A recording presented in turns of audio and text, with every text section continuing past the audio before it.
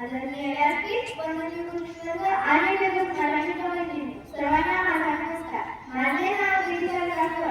आज आपण एका अशा व्यक्तिमत्वाबद्दल बोलणार आहोत ज्यांनी गरीब परिस्थिती असतानाही ती शिक्षणाची मशाल पेटवली. होय, क्रांतीचे साहित्य असले त्यांच्या सामाजिक कार्याबद्दल सांगण्याचा मनाचे विचार आणि कृती आपल्यासाठी प्रेरणास्थान हे सांगायला आहे. त्यांनी केवळ शिक्षणाचे जगात नाही तर समाजाची जुनी परंपरा आवाहन देऊन स्त्रियांना स्वावलंबी आणि आत्मनिर्भर जगण्याची शिकवण दिली.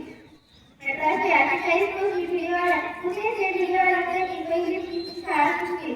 त्यावेळी मुलींसाठी पुणे म्हणजे पाक आणि चालते, पण सावित्रीबाईंनी या विरोधाला न नुसता स्वतःच्या घराबाहेर शिकवते असतानाही आपले कार्य अविरत सुरू ठेवले. जाता